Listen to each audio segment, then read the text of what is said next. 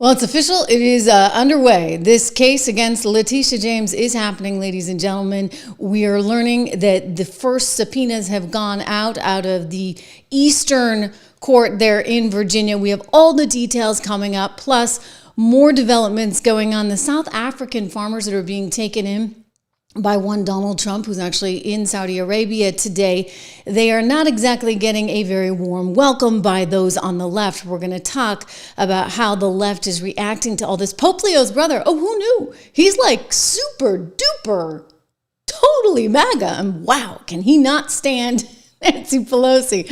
I'm going to share with you some excerpts of an interview with none other than Pope Leo the 14th's brother. But we begin today. Make sure you subscribe, share, like. I can see everything you're writing. We are a live show, so careful. We begin today on Letitia James. Letitia James is now officially in the hot seat. Subpoenas are being issued out of the court there, the Eastern Court in Virginia. We have learned in the alleged fraud mortgage case. So it's rather remarkable, like this twist of fate when you think about it, because what this carries with it is some serious penalties for one Letitia James. I mean, she could actually find herself in federal prison for up to 30 years if she's convicted of what she is being accused of doing. As you recall, there's this house in Virginia Norfolk, Virginia, that she said she was going to use as a primary residence. However, she was Attorney General of New York at the time, so there's no way she could possibly have it as her primary residence. But when you apply for a federal housing loan like that, you need to make sure you're squeaky clean, because otherwise you could be accused of, and she's being accused of, defrauding the federal government, which comes with it some serious mega penalties. So again, the Eastern Court there in Virginia issuing these grand jury subpoenas. This is a big deal for one Letitia James. Just to sort of give some perspective on how big a deal. You heard me say 30 years in prison is what it carries up to, because false statements to obtain a federally insured loan is a big no-no, as well as false statements to the government, period. So in this case, she's trying to obtain the loan. She made false statements, and it comes with it none other than a 30-year penalty. So 30 years in prison, possibly, as a result of all of this. Don't forget, the FHA loans, I should point out, they're secured and issued by the federal government. So lying on one of those loan applications is a big deal, especially about your primary residence, right? Because in theory, if it's your primary residence, it would get a better mortgage rate. Typically, it always does, because the thinking is that you would pay that loan off first. And so this is a federal offense. The FHA requires the property to be the borrower's primary residence within 60 days of closing. So, Letitia, honey, baby, I mean, you're looking at 30 years in jail. This is unbelievable. And like the irony of it all, right? Because she was going after Donald Trump for something sort of similar, except that one was a private transaction. He wasn't actually using federal funds, and she was trying to stuff, the square peg in the round hole, trying to somehow come up with a way to get him. And the judges that heard this at the appellate court are like, yeah, but where's the victim? I mean, where is your victim here? This is a private transaction between two people, and the banker said they'd do it again all day long, right? Everybody got paid back. This is the house in question. This was supposed to be the principal residence there in Norfolk, Virginia, but the Eastern District of Virginia Court is like, well, we got to look at this, right? We got to look at this, because William Pulte is asking the DOJ to look at it. Pam Bondi is taking the case forward. We know Kash Patel has opened an FBI investigation. And so now the chickens are effectively coming home to roost. Daily Caller made a little visit to the house in question, and they were looking to see if it really was Letitia's primary residence, which obviously we know it's not, because she lives in New York. But that didn't stop them from knocking on some doors. You remember this? Hi there. I'm a reporter with the Daily Caller News Foundation. Goodbye. You're trespassing. I'm sorry. Trespassing. My kids are out here. I understand. We mean no trouble. We're just curious who the occupants of the home are, Don't worry about who's occupants. That's none of your business. Well, there are connections. There are connections to New York Attorney General Letitia James. That doesn't matter. You're trespassing. Are you related to Letitia James? Do you know her? You're trespassing. Go in the house. Do you know You're Letitia James? trespassing. No? Okay. You're trespassing. No comment. Thank you, Don't ma'am. pull up to my house no more. Thank you, ma'am. Thank you, ma'am. You have a good one. It's gonna be powerless. You can You will. record all you want. Be well. Okay, so they get chased out of the neighborhood. But, this, again, I think that the irony should not be lost here. She went after Donald Trump for sort of a similar thing, a mortgage violation. Maybe it was on her head or something. Maybe she's got a guilty conscience. Maybe she knew that she shouldn't have done what she did. Of course she should have known, for goodness sakes. The woman is the Attorney General of the state of New York. The woman is an attorney. And by the way, this isn't the end of it, right? Because there's also the case where they may be going after her in federal court in New York, although maybe the Eastern District of Virginia will suffice in this case. By the way, that court is known to kind of cycle through these things pretty quickly. So perhaps that's one of the reasons why they brought that case there. Also, proximity-wise, it's good. And also, it's the house in Virginia that she was trying to say that was her primary residence. In this particular case, if you look at the screen, I'm showing you a picture of a brownstone. A New York Post took this photo, and basically in this particular one, and it's additional, if you would, there seems to be a repeat pattern, dare I say. In the brownstone, she was also getting a special deal on a loan, allegedly, because it was a certain number of levels. In this case, you needed 4 levels in order to get the special federal loan, and she seems to have had 5 levels there. So she may have fudged the documentation, at least that's what's being alleged, in order to say she had 4. And so that, again, would be a total violation of federal law, and you're lying at that point to the federal government. And then there's the issue, if you go back all the way to 1983, and this is how she managed to get this loan for her father by saying that she was his wife and therefore had income, etc. So there seems to be a pattern here, but I think the bottom line is Letitia's not really looking very good for you. Again, the Eastern District of Virginia coming out just today and issuing these subpoenas. So this is a very, very big deal. It's amazing to me because the media has been totally silent on all of this. You're not hearing a lot. She, on the other hand, is trying to defend herself here and there. She went on to some MSNBC friendly territory type places, including one podcast with the guy I keep saying who looks like Rachel Maddow. You can't really tell. Is it Rachel or is it Chris Hayes? In this case, it is actually Chris Hayes. And she can't answer these questions. Listen to this. She won't answer these questions other than to say she doesn't even think that they're going to get to first base. They've gotten to first base. Subpoenas are going out as we speak. I will respond to these baseless allegations at the appropriate time and in the appropriate way, but I am 100% confident that it will not result in any criminal indictment or action against me, and that it is nothing more than a revenge tour, and that Donald Trump just ultimately got to the J's, and I was next. The key allegation, again, it sounds like you don't want to address them here, but I'm just going to put it out so people understand that a property that was owned in Virginia, and a mortgage that you signed, if I'm not mistaken, for that property, that they say you falsely represented yourself as a resident of Virginia, and that was essentially amounts to mortgage fraud since you're a resident of New York. What is your response to that? It's baseless. Everybody knows I'm a resident of New York, specifically Brooklyn. And again, we will respond at the appropriate time in the appropriate way to these baseless allegations. And some media outlets like the Daily News over the weekend has indicated as much. That's all you want to say? That's all that I'm going to say. Yeah, because she can't say anything else. Because she can't actually defend herself in this case. She's just like, oh, it's baseless allegations, baseless allegations. Well, why is it that they allegedly have a record of you saying that this was your primary residence in Virginia? Why do they have records of you being listed as the wife of your father?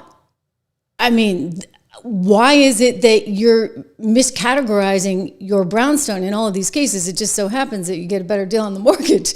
Again, the very thing that she was trying to go after Donald Trump for. Except in his case, she couldn't actually even bring it into criminal court because, you know what? It was a private transaction between him and his banker. And the banker's the one that goes and does all the due diligence. And so it's the banker's problem, right? If he can't pay the loan back.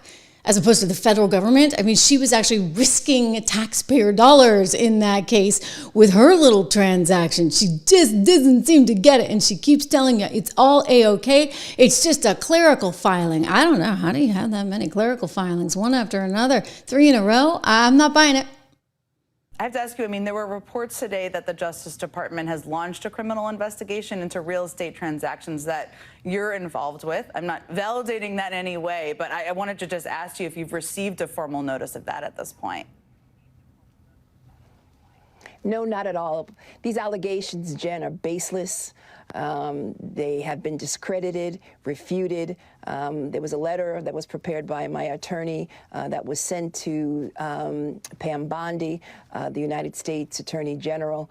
And it's unfortunate that President Trump publicly attacked me a few days ago. And as a result of that, he telegraphed to the Department of Justice and to FBI that I should be targeted. You see, this is nothing more than an extension of his revenge, his retribution, and he finally got up to the J's. And so I stand prepared to respond to these baseless attacks with facts. And we look forward, obviously, to further discussions with the Department of Justice or any other individual who leaked this material. Leaked this material? I mean, it's public information. Sorry, Letitia, you know, when you fill out a form, you got to try and fill it out correctly. You shouldn't be trying to defraud, if that is the case, the federal government. And her lawyer, by the way, we're going to get to that because she's charging taxpayers for the lawyer. The lawyer who actually used to work with Hunter Biden, Abby Lowell, charges a pretty penny, is saying this is just a whole bunch of clerical stuff. Except, of course, she signed it. And she's a lawyer. Like, shouldn't there even be like a higher standard?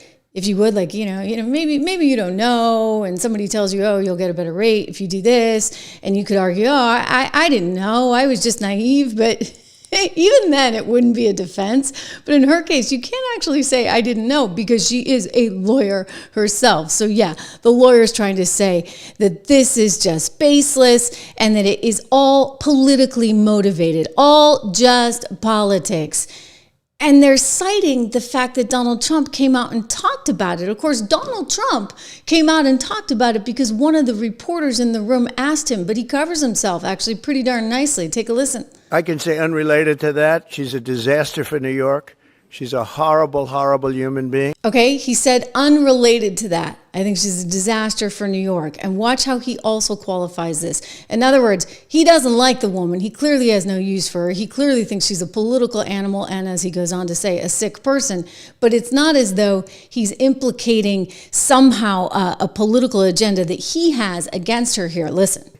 And I think she's a total crook. There's no question about it. But that's just my opinion. Pam's going to have to do what she wants. She's a very bad person.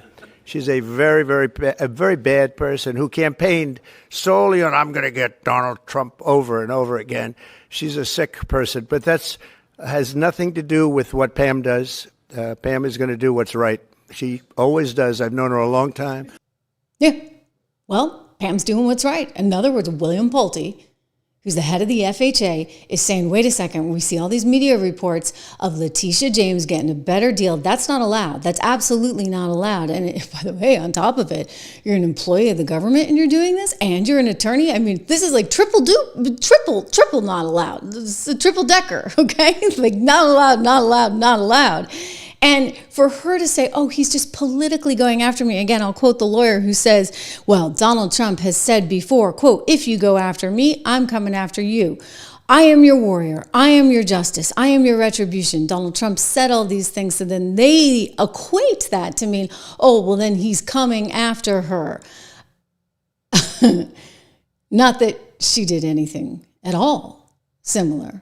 Right? I mean, wasn't this the woman who actually went out and campaigned before she even saw anything, before she even had a crime to go after him with? And she didn't, by the way. She didn't have a crime. She insisted that she was politically going to go after him. This is what she ran her entire campaign on. The President of the United States has complained that I'm engaging in some sort of political witch hunt, that I've got some personal vendetta against him, that I campaigned against him. That is not true. This illegitimate president who sits in the White House. That president, because he's not my president, he's an illegitimate president. Yeah. Okay, so she was going to go after him, and she did, and then she tried to take away Trump Tower. You remember it. We were living and breathing it during the time, but I'll take you down memory lane. ABC News, interestingly, whom she told she was going to confiscate his assets.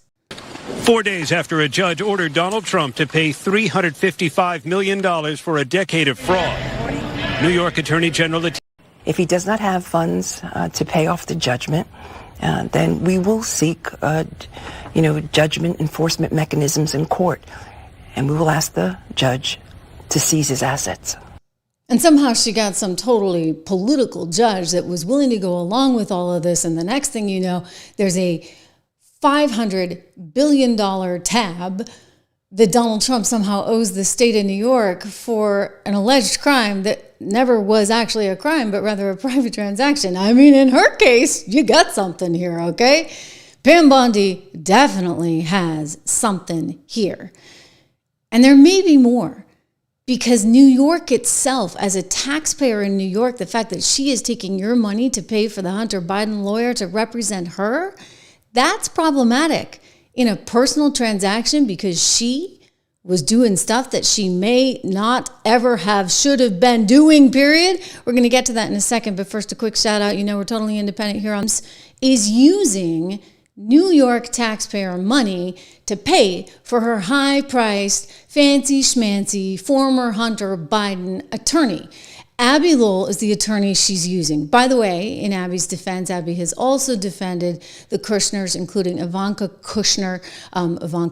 Kushner. And so he has worked for both sides, but nonetheless, a very expensive attorney. So she's going for the best here. She's racking up the bills. And you know who's not happy? Taxpayers. New York Post had a big op-ed on this the other day. Nixon taxpayer-funded legal defense slush fund for Letitia James and any other state politician facing federal investigation. So in this case, you've got an attorney general that's being accused of personal crimes. In other words, when you go and you take out a loan for a home in Virginia and you allegedly say it is your personal residence, and then after the fact, you're getting called out on it, that's kind of a personal issue, right? So why would you be using taxpayer funds to defend yourself from that? That's what taxpayers are saying, like, hey, this is not fair. Like, this is something that she may have screwed up in her personal life, kind of like, back in 1983 when she decided to sign a document saying that she was the wife of her father. That is something that would be a personal violation, right? So again, why would she be able to use taxpayer dollars to defend herself against that? I remember how they went crazy. Oh my gosh, when Donald Trump was using campaign dollars to defend himself against Letitia James. Letitia's taking a step further. She's going for taxpayer money. I mean, this woman is unbelievable, right? So she's hired this high-priced attorney, Abby Lowell, commands a pretty penny, and then expects New York taxpayers to foot the bill because, as she told us, she somehow thinks that this is all just politically motivated, right? Then that's her defense. She's going to say this is political. I have to ask you, there were reports today that the Justice Department has launched a criminal investigation into real estate transactions that you're involved with. I'm not validating that in any way, but I wanted to just ask you if you've received a formal notice of that at this point. No, not at all. These allegations, Jen, are baseless. They have been discredited, refuted. There was a letter that was prepared by my attorney that was sent to Pam Bondi, the United States Attorney General. And it's unfortunate that President Trump publicly attacked me a few days ago. And as a result of that, he telegraphed to the Department of Justice and to FBI that I should be targeted. You see, this is nothing more than an extension of his revenge, his retribution. And he finally got up to the J's. And so, well, maybe, Letitia, if you weren't out there buying homes and saying they were going to be your primary residence. Again, I want to say that's what's being alleged. Let's get all the paperwork. This is why they're subpoenaing people, right? This is why there's the grand jury investigation, etc. If this is the case, then kind of that's your own problem, right? You are the one who sort of screwed up there. And I think that you should be responsible for the legal bills. I don't think this is a taxpayer issue. To get your lawyer to issue, this was something like 44 pages, by the way. You have Abby Lowell saying that this is nothing but a political witch hunt. Oh my gosh. I mean, again, the irony of everything is really just so darn incredible. In the meantime, Letitia James is also under fire at this moment because she's being accused of targeting small businesses. We know that she's going to target anybody she wants to target, right? That's the whole problem with having an attorney general that's a political animal instead of just a legal animal. In other words, do your job, lady. Stay in your lane, lady. Do not just try to attack people for political reasons. And the fear now in the state of New York is this is what she's doing. I get it. Remember, and we said this at the time, this was effectively the danger with having an attorney general with such enormous scope that she could go after someone for what she went after Donald Trump for. And by the way, this has not come back from the appellate court yet, but I expect that it will. And when it does, you're going to see that they throw the whole thing out because they're going to say she couldn't have, shouldn't have done this.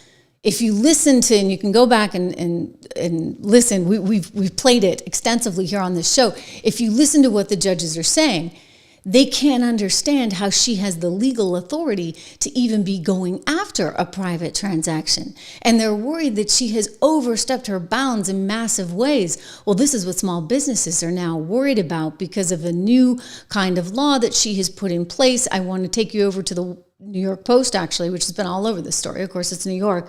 And they're saying that her pro-consumer push that she has put forward is expected to spark legal shakedowns and boost greedy lawyers. Businesses are like, whoa, because it's one thing, right? You want to protect consumers, but you also have to remember to protect the business owners as well. And the fear with Letitia James is that she's doing anything she can for political reasons. If she thinks it's going to score her a political chip, then she's in the game. And that's what's so frightening and disheartening and disgusting, frankly, about one Letitia James. And we saw it in full view, did we not? And you know what? Now he's president of the United States. So good luck, honey bunny, right?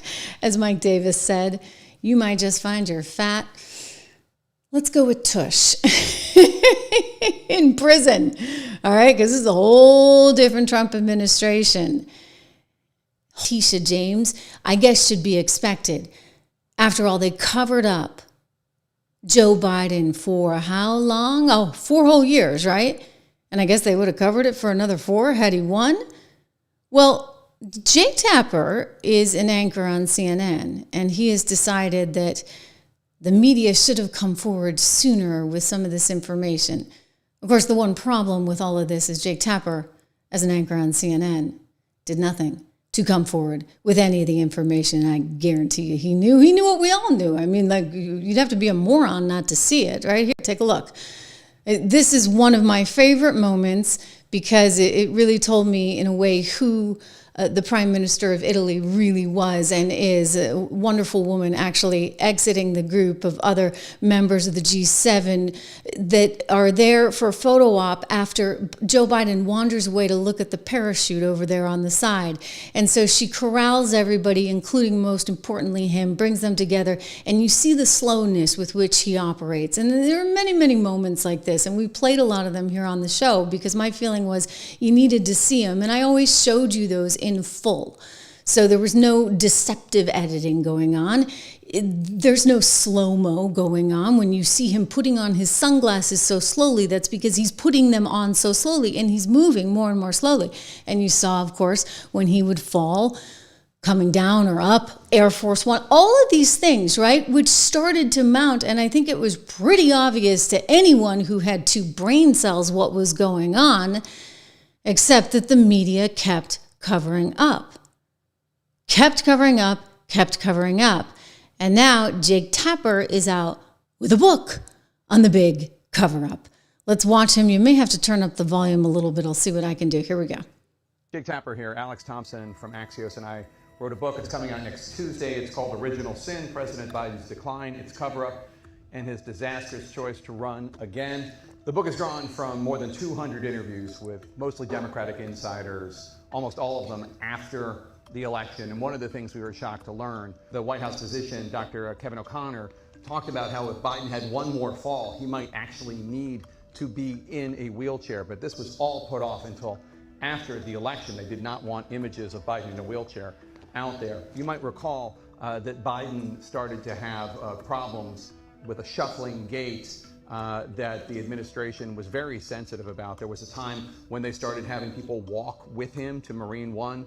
Those people were there to kind of like hide the fact that his gait was as bad as it was and also have them there in case he stumbled. The White House would say that this gait issue was because Biden had fallen after the election of 2020, but the truth is that it didn't have to do with that. Dr. O'Connor's medical report said that that injury was completely healed. This had to do with other degenerative problems. Okay.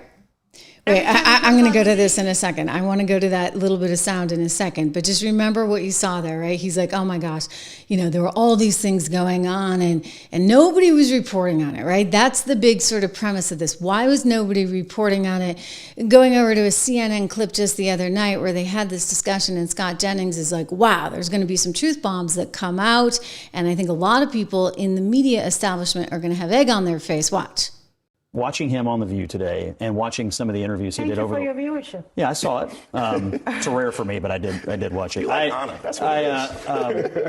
will just say, watching him over the last few days reminded me that a whole bunch of people were telling us with a straight face that this man was capable of serving another 4 years as president, and that these appearances, coupled with what I understand is going to be the equivalent of a nuclear bomb dropped on the Democratic Party when Jake Tapper and Alex Thompson's book come out next week.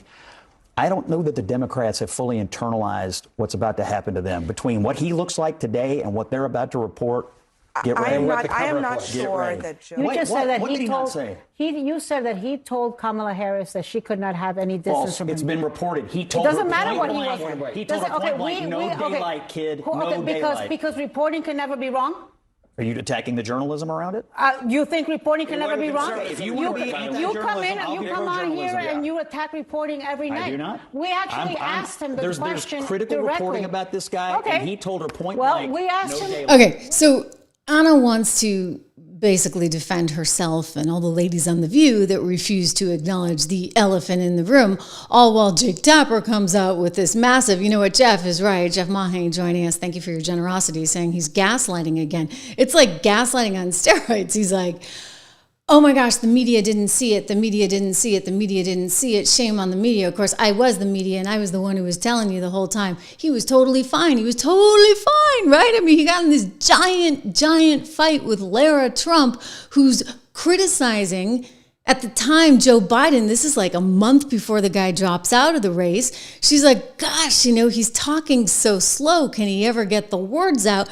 And he accuses her of shaming people who suffer from a stuttering problem. I'm like, Jake, now you're trying to make a buck. I'm sorry. Shame on anyone who buys that piece of garbage written by, frankly, one giant scam artist. Every time he comes on stage or they turn to him, I'm like, Joe, can you get it out? Let's get the words out, Joe. You kind of feel bad for him. How do you think it makes little kids with stutters feel when they see you make a comment like that? First and foremost, I had no idea that Joe Biden ever suffered from a stutter. I think what we see on stage with Joe Biden, Jake, is very clearly a cognitive decline. Okay. That's what I'm referring to. It makes me uncomfortable. You are to no. watch somebody on stage That's so amazing. It's so amazing to me that try and figure out an answer. A cognitive decline. Well, when you're trying to tell me that what I was suggesting was I think that you were mocking his stutter. Yeah, I think you were mocking his stutter, and I think you have absolutely no standing to diagnose somebody's cognitive decline. I would think that somebody in the Trump family would be more sensitive to people who do not have medical licenses diagnosing politicians from afar. Plenty of people have diagnosed your father from afar, and I'm sure it offends you. Your father-in-law from afar. I'm sure it offends you. You don't have any standing to say. I'm not diagnosing him. What I'm saying, Jake, you just talked is about that a cognitive decline. That Joe Biden I have one last struggling question for you, Laura. You can't times on stage, and it's very concerning to a lot of people that this could be the leader of the free world. Okay. That is all I'm saying. I genuinely feel Laura sorry Trump. for Joe Biden. I appreciate it. I'm sure. And now he's selling a book. Now the guy who shut down Lara Trump for trying to say to everybody, hey, this guy is slowing down. Now he's selling a book complaining about how the media missed this. I'm like, I mean, Granted, eventually you came to the party, Jake, when it was so obvious in the debate, and you want to pat yourself on the back because you decided to echo George Clooney's little op-ed. And you say, hey, let's get this guy out of here. By then it was too late. I mean, if you'd listened to some of us in the conservative side of the media, guess what? I was all over that years ago. Years ago. I was like, you can't run him. I mean, not unless you want to lose, right? And you certainly can't run Kamala Harris because, well, she's Kamala Harris. And she can't string a sentence together, all right? That's it. That's all you need to know. The woman can't talk. Not a lot going on upstairs. So what are you going to do? You should have primaried the guy. That was a no-brainer. But you're all a bunch of, I don't know, a bunch of deep state like water carriers. You felt that you had to carry the water for the administration over and over and over again. I mean, even Jen Psaki, who was there, and she was his press person, she's trying to walk back from this now saying, well, you know, I never saw it. I never saw it. How could you not see it? Everybody saw it, Jenny. I hadn't seen him in person during that period of time. I never saw that person, not a single time. And I was in the Oval Office every day that was on that debate stage. I'm not a doctor. Aging happens quite quickly. Cover up is a very loaded term, I think. Well, it means you knew that it was really bad and you're pretending otherwise versus you're deluding yourself, which I think is what people do a lot. Well, I understand, but I still think it's like cover up is often like a crime, right? People use that term as they relate to Watergate or the covering up of not sharing public information about a war. Yeah, I think it's a bit of a dangerous term. No, for you maybe. But what do you think you did? You covered it up. And so did Jake Tapper, who's now trying to make money on all of you guys at your expense. Man, I mean, and you know, the Joe Scarborough stuff, best Biden ever. I mean, these people were literally nuts. And we're like, are we the only ones that see it? No, they were just covering up. That was a cover-up of epic proportions, and Jake Tapper ought to be ashamed for trying to make a buck on it after the fact. Just gross, right? Totally gross. Remember to subscribe, share, like, all that good stuff. You know who else thinks it's totally gross? Guarantee you. The brother of the new Pope, Pope Leo XIV's brother, he's like totally MAGA, like super duper MAGA. He went on Piers Morgan's show last night and talked about how he really is very MAGA. And he's kind of had to curtail some of his tweets, and he's tweeted some things in the past that have raised a few eyebrows. And, well, you know, it's kind of harder to do that now with your brother as the Pope. But you know what? Good. He's one of us. Watch. On April the 5th, you reposted a video of Nancy Pelosi speaking in 1996, which came with the caption, not yours, but it came with a caption, "These effing liberals crying about tariffs is just unreal. Do they not know that there is a thing called video? Just listen to what this drunk," and then a very offensive word about Miss Pelosi, "has to say in the mid-90s, long before her husband had Grindr dates." I mean, with the benefit of hindsight of now knowing your brother was about to become, or is now the Pope, would you have been a little bit more careful about maybe reposting something like that? Or do you stand proudly by your rather lively posting? Well, I posted it, and I wouldn't have posted it if I didn't kind of believe it. However, I had no idea that what was coming this soon. And I can tell you, since then, I've been very quiet, biting my tongue at some of the stuff that is out there on social media, because I don't want to create waves that don't need to be there, because I'm a MAGA type, and I have my beliefs. I don't need to create heat for him. He's going to have enough to handle as it is, without the press going, "The Pope's brother says this." Well, Isn't that great? So what do you know? The Pope's brother is a MAGA type. The Pope's brother believes in conservative values. Now, I know the Pope has come out against J.D. Vance, and the Pope is all about open borders still, sort of, you know, so there's all that. But I consider that a win, right? I mean, well, I consider it a win that we got an American Pope. Remember when Donald Trump was accused of trolling? Because the left clearly has no sense of humor. And he had tweeted out that meme, or actually one of his staff members tweeted out a meme of him dressed as Pope after they had confronted him outside the helicopter. And they said, hey, who would you like to see as Pope? And he said, well, you know, we got some good people here. We got a good cardinal in New York. He probably didn't know all the names that were on the list, to be honest. And then he joked and he said, what about me? And the left went nuts. And so then the White House very cleverly said, oh, well, we're going to have some fun with this. Might as well troll him a little bit. And they came out with the Pope meme. And then he was asked about it in the White House. And he's like, gosh, you know, does nobody have a sense of humor around here? Hey, you know what? It could have been that little Pope meme and his comments that helped tip the scale in favor of the American Pope. I mean, that's kind of a big deal. I mean, granted, we're a young country, but we finally got a Pope. I like it. And clearly, he's got some conservative roots in his family. So win, win, win, right? I mentioned there that the Pope is not a fan of sending out some of the migrants that have come to this country. And that leads me to my next story. The left is losing it over the South Afrikaners coming here. These are white South Africans that have been basically subjected to tremendous genocide and violence there in their home country in South Africa. But for some reason, the left rationalizes it because they're saying, well, their ancestors were the ones that created apartheid, so therefore it's fine, whatever happens to them. Donald Trump's not having it. Listen to his comments. Because they're being killed, and we don't want to see people be killed. Now, South Africa leadership is coming to see me, I understand, sometime next week. And, you know, we're supposed to have I guess a G20 meeting there or something, but we're having a G20 meeting. I don't know how we can go unless that situation's taken care of, but it's a genocide that's taking place that you people don't want to write about, but it's a terrible thing that's taking place. And farmers are being killed. They happen to be white, but whether they're white or black makes no difference to me, but white farmers are being brutally killed, and their land is being confiscated in South Africa. And the newspapers and the media, television media, doesn't even talk about it. If it were the other way around, they'd talk about it. That would be the only story they'd talk about. And I don't care who they are.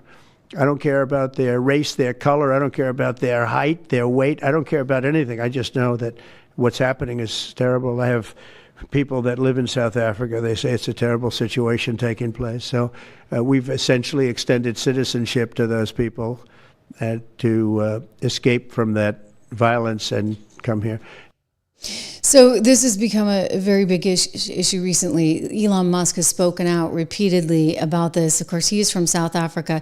He's talked about this being, quote, a genocide of white people in South Africa, accusing the South African government of failing to address violence against white farmers, promoting policies that he considers to be anti-white. For instance, he has cited a song, an anti-apartheid song called Kill the Boer, which calls for violence against white South Africans, describing it as actively promoting white genocide. There's been a lot of criticism as well of some of the land reform laws because Elon Musk has, and these are his words, I'm going to quote him, described South Africa's land expropriation laws as, quote, racist ownership laws. And he's alleged that this is basically the legalized seizure of property from white people without compensation. Again, it's all being done in the name of justice, right? A different kind of reparations, if you were, because of the history that has happened there in that country. But people who, like President Trump and Elon Musk, feel that the white South Afrikaners are being unjustly racially profiled and up against a kind of genocide or violence would point to things like this. I'm going to show you some video of some white crosses there in South Africa. I realize it's a little bit hard to hear over that helicopter, but they just go on for seemingly miles. These are white crosses that represent the unjust deaths of these white South African farmers. And so again, this goes back to concerns that this is a form of genocide that's going on there, a white genocide, as Elon Musk has referred to it.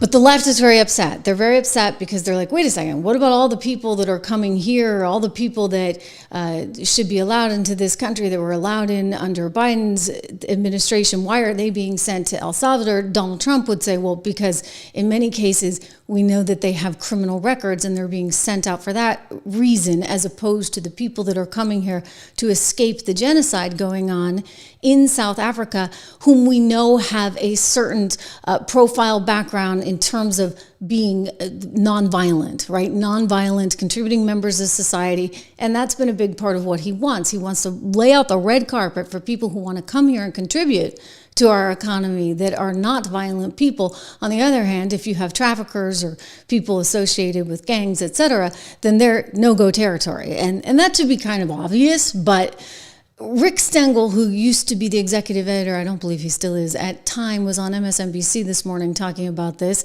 and I'll let him voice the other side of this argument, and you can see that somehow there's a justification in some of these people's heads that these people deserve it, and therefore we should not be accepting them or allowing them into our country, believe it or not. Watch. If the outlines of Trump's mass deportation plans weren't already clear, earlier today, the Trump administration formally lifted protection from deportation for Afghans in the United States, claiming that conditions in the Taliban-controlled nation of Afghanistan had improved enough for them to go home safely.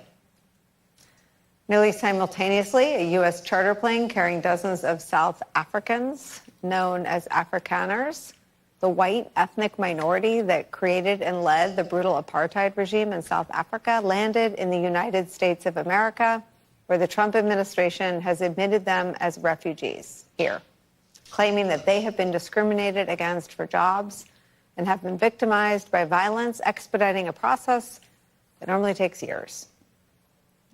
That happened as Donald Trump has virtually halted refugee admission in America for people fleeing. God, I know. I'm sorry. She's so painful. It takes her forever to get any of her words out. But bear with me because it is important to hear what Rick Stengel has to say. War and famine in places like Sudan and the Democratic Republic of Congo. Back with Rick. She really shouldn't be on TV, but I digress. Mark and Eddie. Rick Stengel. Yes, it's so deeply and morally wrong-headed and repulsive. These are the descendants of the people who created the most diabolical system of white supremacy in human history, apartheid. They're not directly responsible for it, but it was a system that actually moved black people off of the arable land. So they inherited the land that the black people had to give up. It was called forced removal. It was something called a Bantustan policy, where they moved black people out of the cities and farmlands into these remote areas with non-arable land. I mean, it was just one of the most worst processes ever.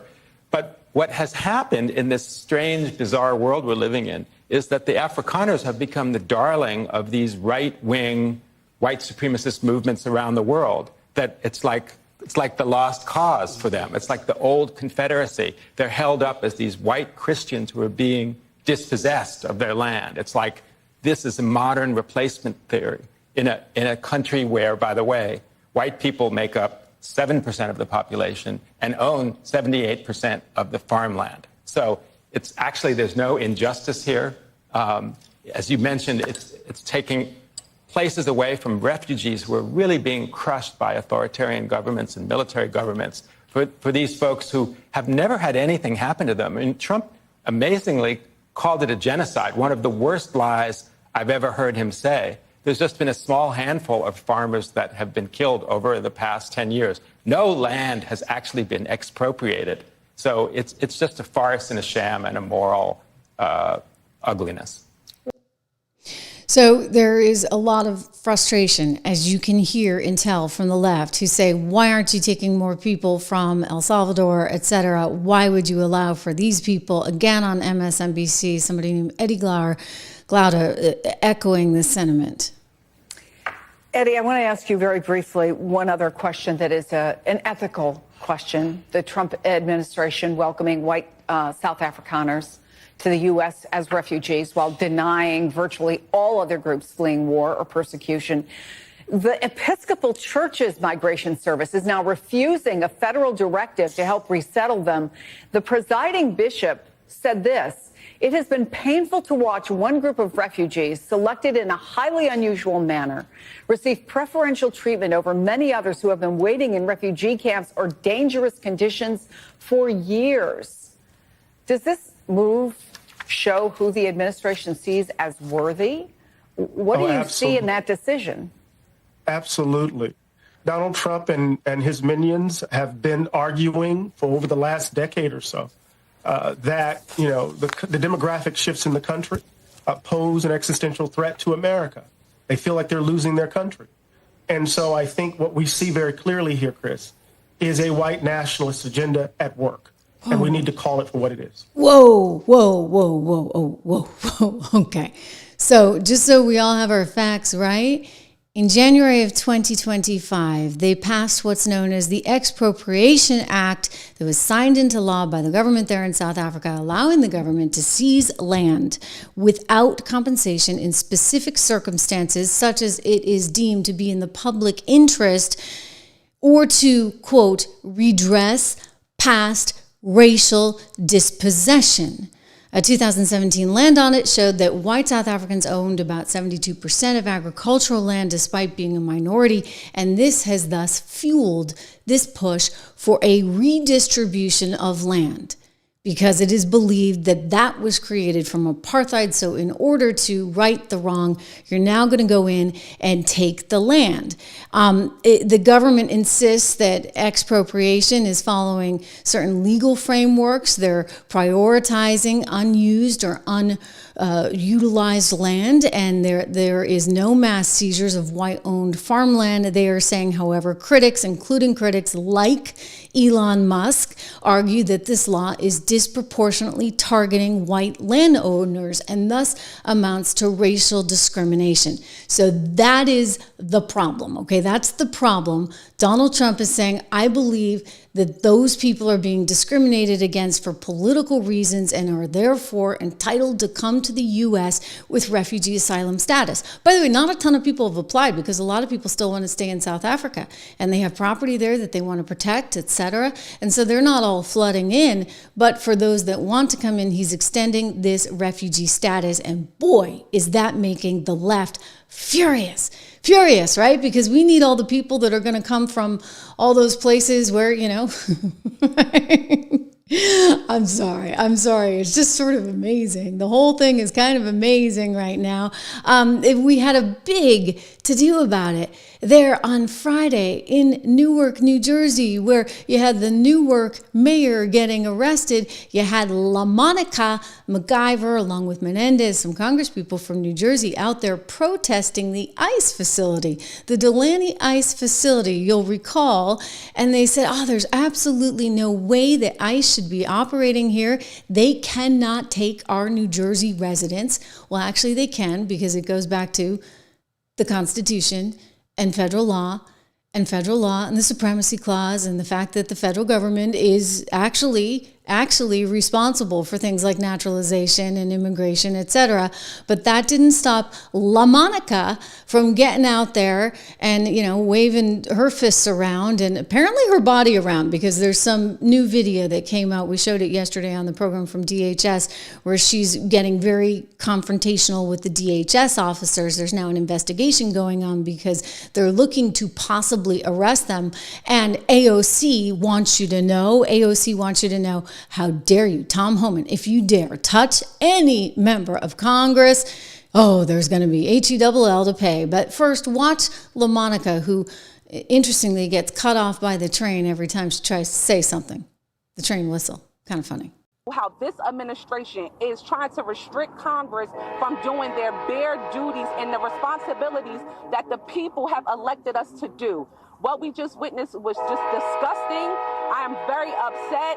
I am very angry, and I am very hurt that they could be able to do something like that to us. These are people who are supposed to be officers, who are supposed to protect us, and they have done none of that. If they can treat 3 members of Congress like that, just imagine how they can treat people on the street each and every day, both undocumented and people who are citizens here in this country. It makes absolutely no sense to to arrest the mayor of the largest city of this state who did nothing wrong. He went inside of the gate and told them that he was waiting for us to come out because we were conducting an oversight visit. They asked him to leave. He left out of the gate. Instead of the ICE officials that... Okay.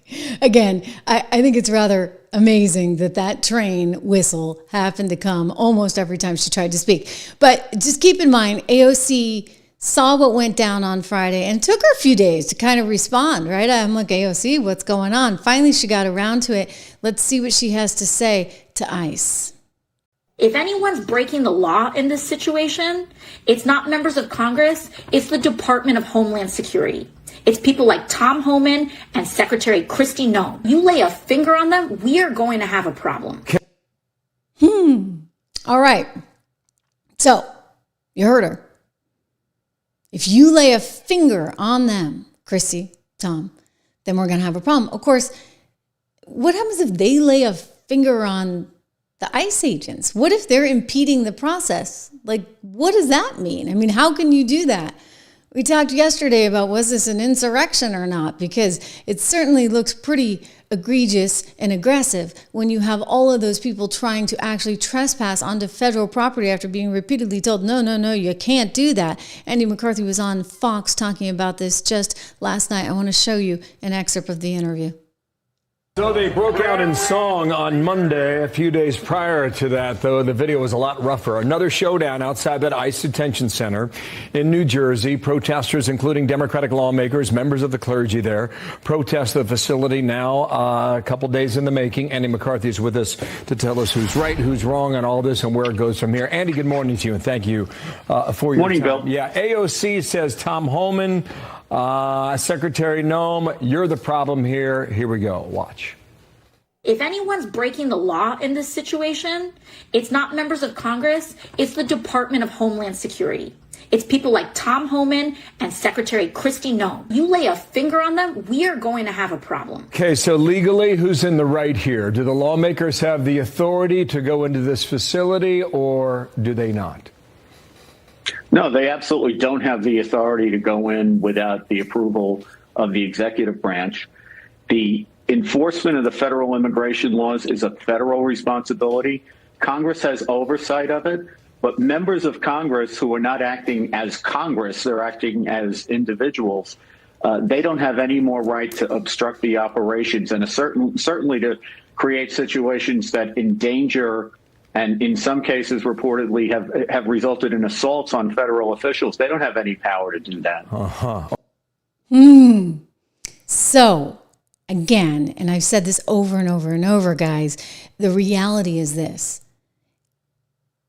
Tom Homan, ICE, Kristi Noem, President Trump have all the authority to be, one, arresting people that are here illegally, two, deporting people who are here illegally, and three, having detention centers on federal grounds. I mean, it's sort of amazing to me that we're getting to this point. I realize that there's always this like state-federal tension, but we have a supremacy clause.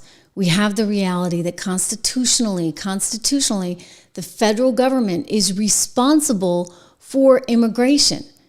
So I'm not sure what they're coming away with. We've been through this before. You know, the regulating foreign commerce is one of the ways that they can justify the power to have certain people in this country or not. That would be Article 1, Section 8, Clause 3. You've got Congress's power to establish a uniform rule of naturalization. That's pretty blatant, right? Article 1, Section 8, Clause 4, or the federal government's inherent power over foreign affairs and national sovereignty. And that comes via Marco Rubio, Department of State, etc. And they've had a number of cases actually in the past. You can go all the way back to 1893, 1889 that went through all of this. Okay, so the precedent is there. You also have the supremacy clause. The supremacy clause ensuring that the federal immigration laws are overridden or do override conflicting state laws. So for AOC to try and create this state versus federal environment, or Letitia James for that matter, or any of these states, it's almost as though they're trying to march us towards a kind of civil war. And I don't say that lightly. That is effectively what they're trying to get at by trying to say the federal government doesn't have any right to be going after people who are in such violation of federal rules. This is the rule of the land, okay? And unless you all want to become like Europe, and New York wants to go be New York, and California wants to go become its own nation, the rules are the rules. And they're going to stay the rules. And you can take this all the way up to the Supreme Court, but the Supreme Court's going to give the exact same answer that I'm giving you right now, okay? The federal government takes precedent when it comes to this stuff. Did you hear that, AOC? Didn't you have a degree in economics? Maybe you should have gone and studied a little poli-sci or maybe a little law along the way. Of course, Howard University didn't do much good for one Letitia James when it got really stressful, right? All of a sudden now we're getting deals, including a deal with China. So what are you going to do to make sure that you're partaking in this MAGA rally? Donald Trump said buy stocks the other day. He was totally right. I couldn't agree more. And by the way, the timing was pretty good because it was right when things were down and things were about to pick up. He did that once before. Letitia wants to sue him for insider trading over it, right?